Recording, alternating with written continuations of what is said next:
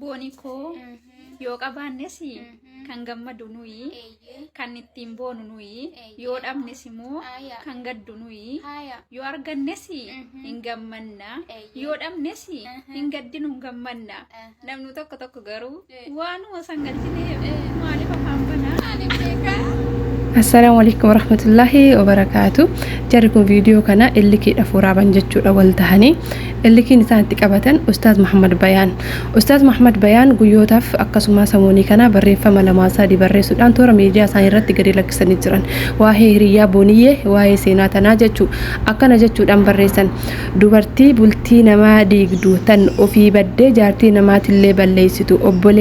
obboleeyyan namni intala seenaa jedhaniin tana itti dhihaatan gorsa yookaan dhorgaa viidiyoo jaartii tootii tana miidiyaa irratti ol guuruu dhiisi jedhee kadhadhee dadhabee akkuma feetetti waraabanii akkuma fedhan godhatuun anaaf ammoo gaarii miti ishiif yoo gaarii tahellee anaaf gaarii miti ammas ani nama diiniti ani jaartii too feesbuukii tiktooka viidiyoo gadi hin lakkisin jedheeni dhorgee deemtee tiktook namaatiin viidiyoo waraabdee namni sun gadi dhiisuun bultii namaa diiguudha jedhe seenaa tana baanee jechuudha. Akkasuma Hamza Hashim illee jarri tun dhuguma walloltee addaan baatee jirti addaan baatee jedhanii jedha koomentii Hamza Hashim gadi lakkise kana jalatti namoonni hedduun eeyyan dhugaadhaa jedhan namoonni yoo illee moo maal jedhe hiriyaa kootu natti hime eeyyanii booniyeen anaafi hamma booda haraammoo maal jedhe haraamii foonaadha yaada maal jedhe waan akkasiisan jedhan jechuu koomentii jalatti rabbaddaan isaan hin baasin duraati obboleewwan tiyya shamarranii jechuu obboleewwan tiyya shamarranii hiriyoota lamaan tanin argitan sa booniyyee fi seenaa tana ammas barreeffama lamataa kan isinii dabalee kara yaada kiyyaatti deema kunis kan Ustaaz Muhammad Bayaan barreeffamni kun illee jechuu seenaa dhabuu irra siin wal dhabee addaan bahuu wayya jettee filatte ilaala kun deebii booniyyeen kenniteef jechu lakki wanni kun sirrii miti taa'i dhiisi jettee gaafa haati manaa keetii sin dhageenye maal godhure obsaan dubbisa akkas jedhee gorse yaa haadha manaa intala tana wajjiin viidiyoo waraabuu irraa of qusadhu viidiyoo irraa of hin qusanne hayyee hijaaba yookaan hajjabadhu yookaan sattaradhu fuula kee dhoksi hayyee erga hin uffanne dhiisi viidiyoo hin waraabini intala tana wajjiin hin deemini jedhee dadhabe ani siif hin tahu nama biraa barbaadadhu jette sagalee guutuu olan baasaa na eega kuni barreeffamni kan booniyyeen ustaaza barreessite jechuudha. Ustaaza kana nikaa hidhattee halaala isiitii jaarsa isiitii namni hundi waliin beekaa waliin maqalleen badee asirratti waliin arrabsaatamaa turanii waliin jechuu waan ustaazni kun mucattii tanarra waan baay'ee ta'een beeytani jechuudha. haa ta'u inni illee daangaa dabre Ustaaz Muhammad Bayaanis daangaa dabre jira baasabe jechuudha. Haa ta'u immoo erga wanni kun naa ta'e jettee jaaladhe jettee waliin acabaa baate jechuu yeroo inni akkas ta'u illee walumaan akkas taataa baate cimdhattiin tun har'a garuu wanni siin deemi ani siin ta'u kabraa barbaadadhu jettuun ani I don't know gaafsan akkamitti uf likkiteet har'a akkamitti uf likkitee isaa ta'uu dadhabde I don't know naan galle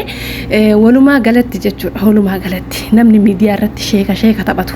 muxawwaa taphatu keessan qalbiin isaa akka duriyyee taate hubachuu ni dandeessan la'annoo osoo dhugumatti qalbiin isaanii akkuma miidiyaa irra lama ta'anii quraana qara'aa oolan hadiisa himaa oolan tana qalbiin isaanii hadiisa saniif quraana sanitti bulte ijoolleen tun lamaan dhugumatti seenalleen akka booniyyeen qaalii jaarsasii guutuu gooti silaa gorsitee jechuudha yaada mira gorsitee akkas gooti silaa osoo dhugumaan jaalatte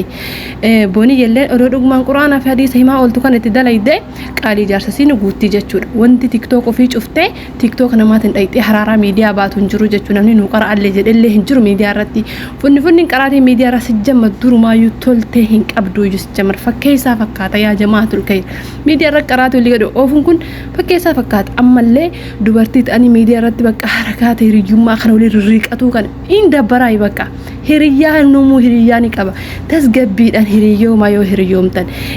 daangaan tarinaa yoo hiriyyoomtan birqii miti hiriyyaan har'a seenan osoo jarri kun wal dhabanii seenan boru biyya galti akkanatti walitti wajjin fufa hiriyyaan dubartii eenyutu wajjin fufe har'a taakka lubbuuti wal jaalattu ta fincaa yoo fincaantu wal malee fincaan har'a eessa jirtuun baargam jirtuun baargamana jirti jechuudha sini galte hiriyyaan dubartii wajjin galman geettu la'annolee carrata addaan baasa kan hiriyyaa hojii galma gahuu miti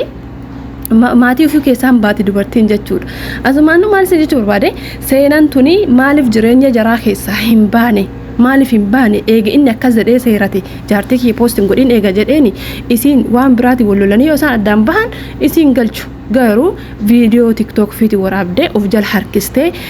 jechoota xiiqii jechoota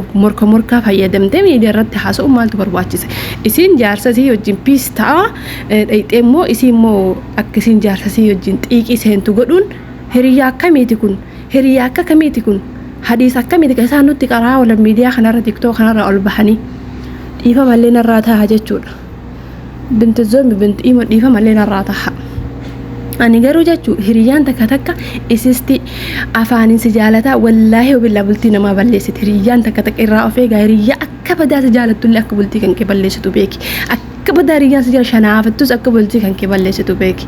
innaa tasgabbiidhaan hiriyyaa jechuu suutumee suutan malee girristee wal jala akka feete taatee haalaa baddee wal jaalattee keessa tartee bar jaarsa fi caalaa seenaa jaalattee jechuudha ani siin ta'u dhiisi seenaa dhiisura si dhiisu naa wayyaa maal jechuudha kun aqliidha kun amma aqliidha aqlii nama diinii rabbii barateeti kun akkana isin warri diinii rabbii garee imoo keessa sa'a 24 achitti sa'a keessan gubdanii barattan akkana barnoonni keessa sirriidha kun amma yaada sirriidha maal gootiif seenan barboru gadi buutee jennaan booletti okee ittiin qabattu barboonii jetti jaarsa fi jala seenan okee ittiin qabattu taahimii bilbiltuufuun argattu osoo haguu jaalatte dubartiin addaan baati maal jechuu ofii fuudhuu heddii jaarsa ofii gahuuni heddii har'a hiriyyaa akkamitti hiriyyaan gaafa jaarsi andee anitti aaraanu hiriyyamte jettuun aarammoo osoo hiriyyaan takka dhuftee ana post na gootee jaarsa kiyyammoo dhaqee itti barreessee dhagahuu diddee laazima rispeekti jaarsii qabaachuu qabdi boonii yelleen jechuudha boonii yelleen akkasuma seenalleen waan boonii jaalattuuf jaarsisii sana qaalii jaarsii kabajuu qabdi akka boonii yelleen kabaju godhuu qabdi jechuudha hiriyyaa jechuun akkana sila jaalalli isaan asirra nurra fakkeessan kamaaleeti walirra gangalachaa achi walirra boraafataa asii walirra uttaalaa uffata malkii tokko uffataa baani kun fakkeessan yoo dhuguma hiriyyaa taatan yoo dhuguma hadiisaaf quraanni sin qaraatan kun asirra na argii qaraatan kun dhugaa onnee keessan keessa jiraate sila injiraami bultiirra wal jabeessitan bultii teessa irra goobazii taatan jaarsa keessan qaalii guuttan wallaahi laazum jaarsa keessan qaalii guuttan shayini kun dhugaa qaba isii jedhee waan hin taane mataa maqaa guddatu itti ba'e jechuudha booniyyee tanaaf jedhee arrabsamee xiqqaatee warabbal kaaba jaalala isiitiif jedhe nama akkana si jaalate kanammoo akkana itti gaftee booniyyeen deemtee nama biraa hin argattullee milkooftulleedha shayini kun dhugaan akka jaalatu waa hedduurratti haasabne jira keessa taree barkaadhaan jaannata shamarran shawaati jedhe waan booniyyee takkitti jaalateef jechuudha namichi kun shamarran shawaa hundan beeku booniyyee takkitti beeka garuu maal akkas jedhe yeroo san hundi keenya irraa viidiyoo waraabnaa turre jechuu lolaa turre jechuu hundi keenyayyuu karaan kaawwanii jahannamaa jenne waan fedhellee keessa haa taruu namni sun waan jaalateef jaalala eegatee bakka janqabu jaalalli jenne itti dhiisne jechuudha garuu isa akkasitti jaalatu sana si dhabuura seenaa dhabuura si dhabuuna ahoyyaa ansiin ta'uu ta biraa soqadhu naan jette jedhee poosti godhe jechuu fi isaatii poosti godhe jechuu kun soba jechuu hin dandeenyus ni galte kanaaf maal jechuu barbaade bultii namaatti irra riiqatina dhalaan takka hiriyyaan takka dhokattee lafa jalaa bultii namaa saayitee seente diidi takka mul'atte diidi ta dhokatte rabbiin isii haa diigu dhokatte ta diisu arguu hin dandeenyu garuu ta mul'atte tana likki isii itti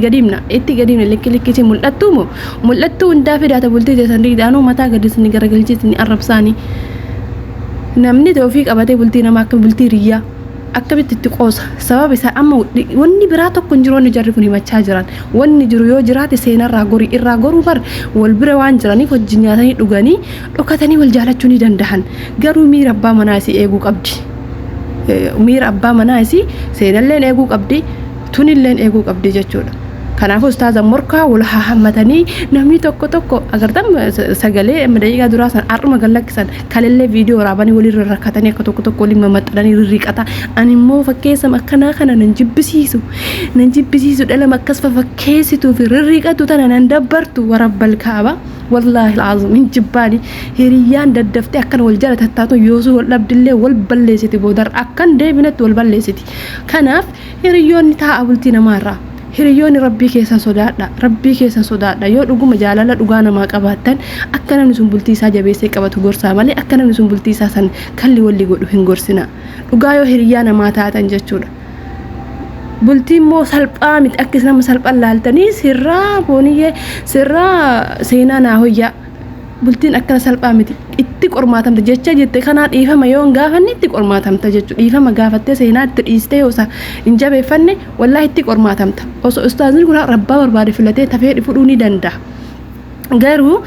ati jecha jette kanaa fi qoosaa bultii irra qooste kanaan itti gaafatamta kanaafuu adaba keessan bitaa baqa addaan baasaa hiriyaaf jaarsa addaan baasaa hiriyaaf jaarsi tokko miti onkan isaa ilmi baratee hadiisa baratee quraana baratee miti an jaarsi kiyya yuutuubi makana gadi cufi hin fedhu yoo naan jedhe hin cufaani hin bahin fuula kan kee yoo naan jedhe wallaahi hin bahuun alhamdulillah waan wal amansiisneef waan walii galtee qabnuuf malee qaalii isaa sirriitti hin dhagaa tiktoka tan amma gadi ugguru naan jedhe nin ugguraaf bakka eeyyanna hinaafuu qaba dhiirri nama hinaaftu waan nama jaalattu malee ammenya fi miti fuula kee mul'isi yoo jedhe mirga isaa tokkoffaa shari'aa barsiisa lammaffaa mootu waan akka badaa jaallatuuf akka namni si arguun barbaadu jaartiisa hajjabatuu qabdiree wallaalta isin akka hajjabatu dura gaafa saddabalamtu iyyuu inde maal jechuudha yoom hiriyaan dubartii yoom dhiirsa namaa taate inshallah seenaa dhiisu naa hoyya jettisiin jechuudha nama akkamii taana maal baratte isin garee immoo kana keessaa 24 amata achi keessa birriin keessan gadi yaa'aa oolu daaw'aan keessan kaasirratti fiddanii nama jala deemtanii godhaa ooltan maal barattaniiti kana haqa abbaa manaa keessanii hin beekne qaalii abbaa manaa keessanii hin guunne jechuudha wallaahi laazamane hanqochi walii himaa taa'udha malee wanni walirraa harka qaban hin jirtu jechuudha booda eenyu nuun caalle akka raayit deemee fuudhuu hin danda'a garuu dubartoonni mootu hiriyaa fakkaatanii bultii namaa diidan filiis nama jalaa hafa bultii namaa jalaa hafa obboleetiitii bultii namaa jalaa hafi rabbiin bultii gaarii sitti ijaaru bultii namaa jalaa hafi ani kanuma jedha innaa fixadhee jira rabbiin addaan hin baasin immoo jara wallaahi rabbi jara addaan hin baasin